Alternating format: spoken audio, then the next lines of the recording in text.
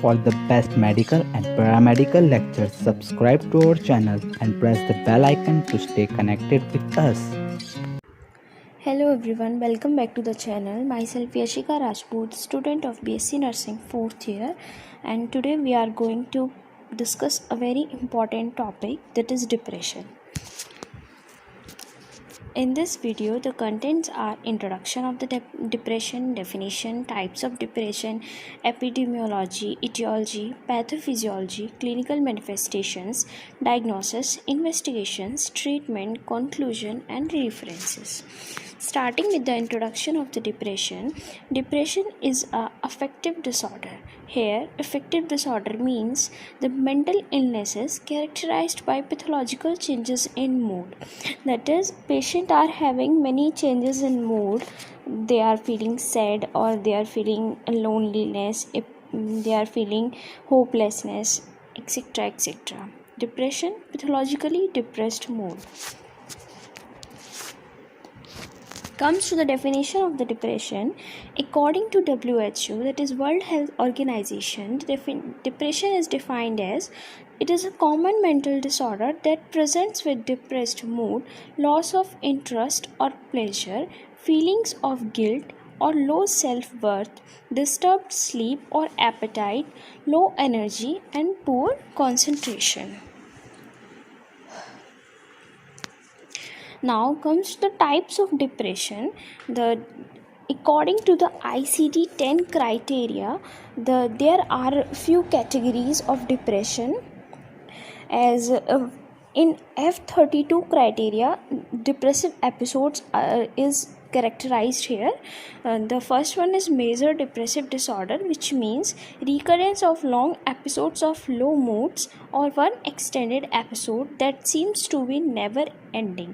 मतलब major depressive episode मतलब patient का मूड लो रहता है, मतलब पेशेंट का जो मूड है वो डिप्रेस्ड और सैड रहता है for a long period of time which is recurrent. Okay. Now comes to the second type, that is manic depression. It is also known as bipolar disorder. There are 4 episodes of bipolar disorder. First one is depressive episode, manic episode, hypomanic episode, and mixed mood states. First phase is depressive episode. मतलब firstly patient will feel like depression, then at the next moment of time patient will feel as a same manic patient feels. मतलब पहले patient को depression होगा, फिर second phase में patient को manic के symptoms आएंगे, पेशेंट का मूड जो है वो एकदम फुली जॉय पे रहेगा, उसका मूड डिप्रेस्ड नहीं होगा. In the third phase hypomanic episode, मतलब पेशेंट को मेनिया के सिम्टम्स तो होंगे लेकिन कुछ सिम्टम्स उसमें डिप्रेशन के भी होंगे. Now the fourth phase is mixed mood states, मतलब he or she will be sad, feeling sad at the one time, then at the next time they will be feeling happy. Then this is known as mixed mood states.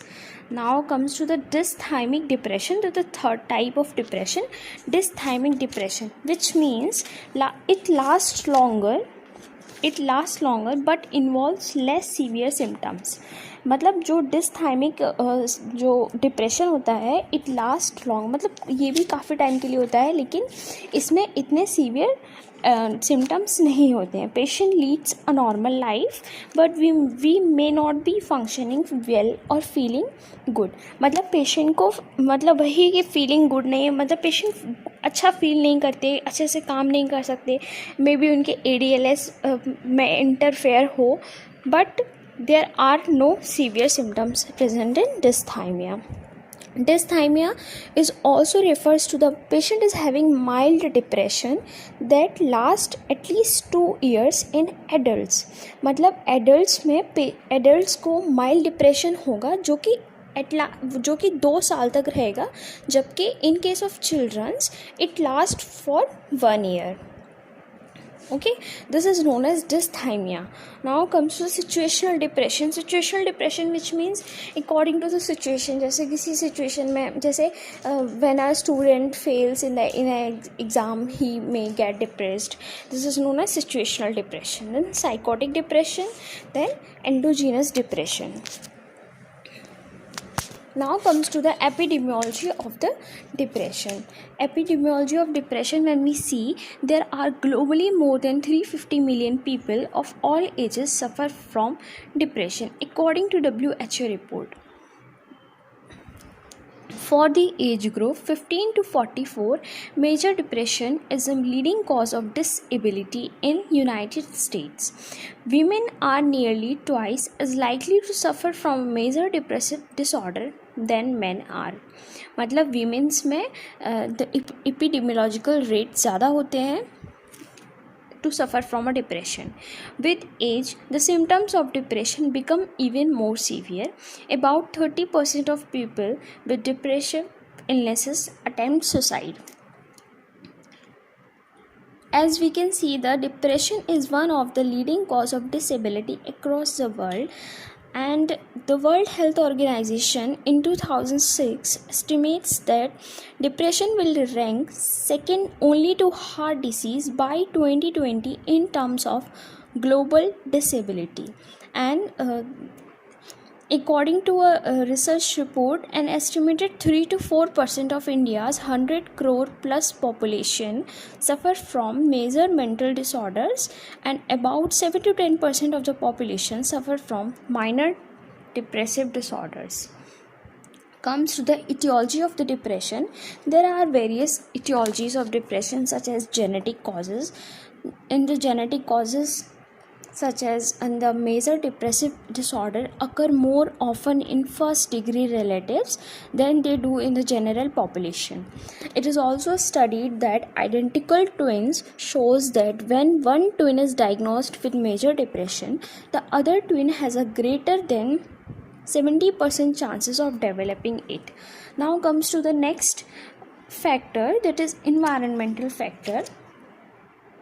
In the environmental factor, such as जैसे seasonal depression जो patients को होता है, जैसे winters में the patient are depressed, and in the summer season patient are mild depressed or something else. This comes under environmental factors. Now comes to the next factor, that is biochemical factor.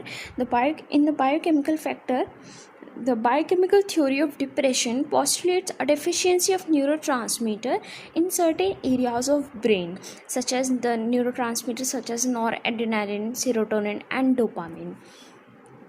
Though research findings suggest that depression results when levels of norepinephrine and serotonin decreases. Remember one thing, that is in depression the two neurotransmitter, that is norepinephrine and serotonin, both levels norepinephrine और serotonin दोनों का level decrease होता है, and acetylcholine and GABA इन दोनों के level में dysregulation आता है in case of depression. The depression results when level of norepinephrine and serotonin decreases and dysregulation of acetylcholine and GABA occurs. Now comes to the next activity, that is dopaminergic activity. In case of depression, the dopamine level decreases, but in case of mania, it increased. Comes to the endocrine factors. Endocrine factors such as mainly एक access होता है हमारे endocrine में, जिसे HPA access हम बोलते हैं, that is hypothalamic pituitary adrenal axis, which is a system that mediates the stress response. The HPA axis, that is hypothalamic pituitary adrenal axis, it is a system which is responsible for our stress response. In depressed people, this system malfunctions and creates cortisol, thyroid and hormonal abnormalities, and patient might have hypothyroidism and Cushing syndromes. The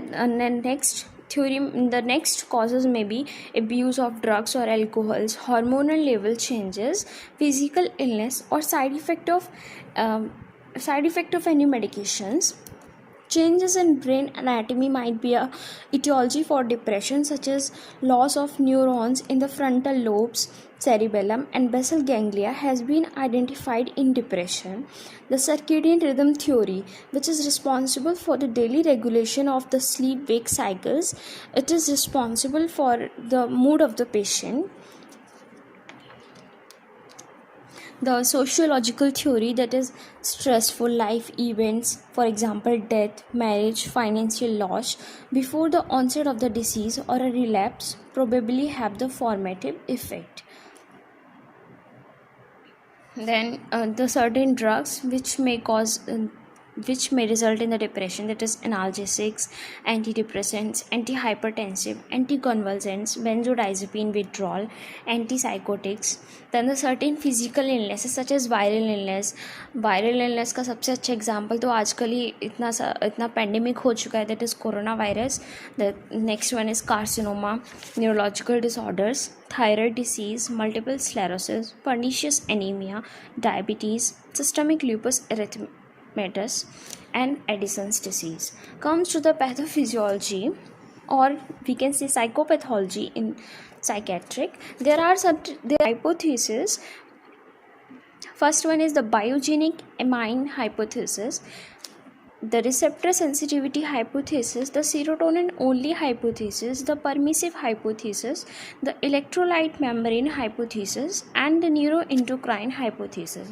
In the first one, it is biogenic amine hypothesis. In this hypothesis, it is stated that depression is caused by the deficiency of monoamines, particularly noradrenaline and serotonin, but it cannot explain the delay in time of onset of clinical relief of depression of up to 6 to 8 weeks.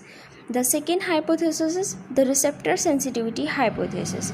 It suggests that depression is a result of a pathological alteration, that is supersensitivity and upregulation in the receptor sites. The TCAs, that is tricyclic antidepressants, and MAOIs, that is monoamine oxidase inhibitors, it causes desensitization, that is the uncoupling of the receptor sites, and possibly downregulation, that is decrease in the number of receptor sites. The third one hypothesis is the serotonin only hypothesis. It emphasizes the role of serotonin in depression and downplays noradrenaline, that is it decreases the level of noradrenaline, but the serotonin only theory has shortcomings, that is it does not explain why there is a delay in onset of clinical relief. It does not explain the role of NA, that is noradrenaline, in depression. The next one hypothesis is the permissive hypothesis. The permissive hypothesis suggests that the control of emotional behavior results from a balance between noradrenaline and serotonin. If serotonin and noradrenaline falls to abnormally low levels, the patient becomes depressed. मतलब patient के emotional behaviour को balance करने के लिए noradrenaline और serotonin इन दोनों levels में balance होना ज़रूरी है. अगर इन दोनों में एक में भी मतलब इन दोनों में अगर डिसरेगुलेशन होता है तो patient becomes depressed. If the levels of serotonin falls and the levels of noradrenaline becomes abnormally high, the patient becomes manic. The next hypothesis is the electrolyte membrane hypothesis. According to this, hypocalcemia may be associated with mania and hypercalcemia is associated with depression. In case of neuroendocrine hypothesis, the pathological mood states are explained or contributed to by altered endocrine functions. Now comes to the clinical manifestation of depression.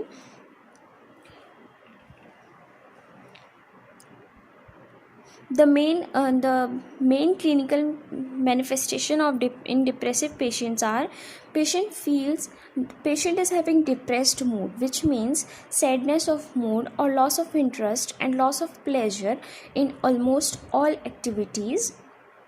which is known as pervasive sadness. And this sadness of mood and loss of interest is present throughout the day, which is known as persistent sadness. Then thinking is pessimistic and in some cases suicidal. In severe cases, psychotic symptoms such as hallucination and delusions may be present. Patient may feel insomnia, either insomnia or hypersomnia, libido, weight loss, and loss of appetite. Patient may have some kind of intellectual and cognitive symptoms, which include decreased ability to concentrate, slowed thinking, and a poor memory for recent events. The patient may also feel hopelessness, which is that is a feeling of no hope in future due to pessimism. Helplessness, patient feels that no help is possible. Worthlessness, patient may feel a kind of feeling of inadequacy and inferiority. Unreasonable guilt, self-blame over trivial matters in the past. Patient are having recurrent ideas of suicide. That is, a patient feel that life is no longer worth living, and the death had come as a welcome release, and these gloomy preoccupations may progress to thoughts and plans for suicide. The other symptoms may include early morning awakening at least 2 or more hours before the usual time of waking up, diurnal variation with depression being worst in morning, pervasive lack of interest and lack of reactivity to pleasurable stimuli, psychomotor agitation or retardation. Patient may also feel some kind of psychotic features such as delusion and hallucination, as we have discussed earlier. For example, patient may feel nihilistic type of delusion, that is, patient believes about the non-existence of some person or some kind of things. Patient may feel delusion of guilt, that is, what is happening around the patient, and only the patient is responsible for this. And the patient may have delusion of poverty. Some patient experience delusions and hallucination that are not clearly related to depressive themes, such as delusion of control. And the patient may feel the kind of somatic symptoms of depression, which are also known as melancholic features. Now comes to the diagnosis.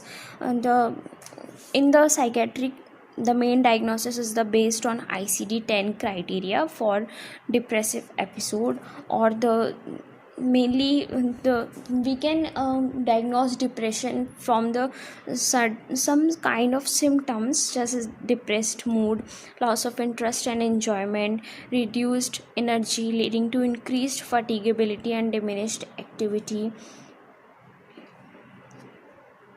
Common symptoms जैसे reduce concentration and attention, reduce self esteem and confidence, ideas of guilt, bleak and pessimistic view of future, ideas और act of self harm और suicide, disturbed sleep, diminished appetite. Or if the patient is having mild depressive episodes such as for at least 2 weeks, at least 2 of the usual symptoms of the depressive episode plus at least 2 common symptoms. Mild depressive episode तब diagnose होगा जैसे जो भी symptoms हमने पहले पढ़े हैं, at least 2 of the usual symptoms और 2 कॉमन सिम्टम्स. ये 4 सिम्टम्स पेशेंट में फॉर एटलीस्ट 2 वीक्स प्रेजेंट होंगे, which means patient is having mild depressive episode. In case of moderate depressive episode for at least 2 weeks, at least 2 or 3 usual symptoms of depressive episode plus at least 3 of the common symptoms should be present for the diagnosis of moderate depressive episode. For severe depressive episode for at least 2 weeks, all 3 of the usual symptoms of the depressive episode plus at least 4 of the common symptoms, some of which should be of severe intensity. Then the patient will be diagnosed as severe depressive episode. There are certain tests or certain rating scales which we can implemented on the patient, such as Beck Depression Inventory or the Hamilton Rating Scale. It is used for depression to assess the severity and prognosis. And the next one is dexamethasone suppression test. It shows the failure to suppress cortisol secretion in depressed patients. And the toxicology screening suggesting drug induced depression. Now comes to the treatment. In the treatment modalities, the main drug is antidepressant. The first category of antidepressant is MAOI, that is monoamine oxidase inhibitors, which there are two kinds of monoamine oxidase inhibitor, irreversible and reversible, for which examples are given, that is isocarboxazide, iproniazid, phenelzine, moclobemide, chlorxylene. The second type is tricyclic antidepressants. The examples are imipramine, amitriptyline, amoxapine, nortriptyline. The third category is selective serotonin reuptake inhibitor, for which examples are fluoxetine, fluvoxamine, sertraline, and citalopram. The fourth category is atypical antidepressants, that is examples are trazodone, mianacerine, mirtazapine, venlafaxine, duloxetine. And the non-pharmacological therapies are such as lifestyle changes. In lifestyle changes, stress reduction, social support, proper sleep. Then the next one is psychotherapy, which includes cognitive behavioral therapy, interpersonal therapy, psychodynamic therapy, light therapy. And if the patient is not responded to pharmacological treatment, then the last option is ECT, that is electroconvulsive therapy, which is safe and effective disorder for all subtypes of major depressive episodes. The ECT is mainly given if the patient is having major depressive episode with suicidal thoughts. Okay, then give the patient for TMS or VNS, which means repetitive transcranial magnetic stimulation and vagus nerve stimulation, which directly affect brain functions by stimulating the nerves that are direct extension of the brain. Then comes to the psychosocial treatment, which includes psychotherapy, cognitive therapy, supportive psychotherapy, group therapy, family therapy, and behavioral therapy. Now comes to the conclusion. Affective disorder remains one of the most commonly occurring mental illnesses in adults. It is often undiagnosed and untreated. Both pharmacological and non-pharmacological interventions act as cornerstone in the treatment of affective disorder. The pharmacist also plays an important role in accomplishing these treatment goals. So thank you for listening. Do like, leave a comment, and share with your friends.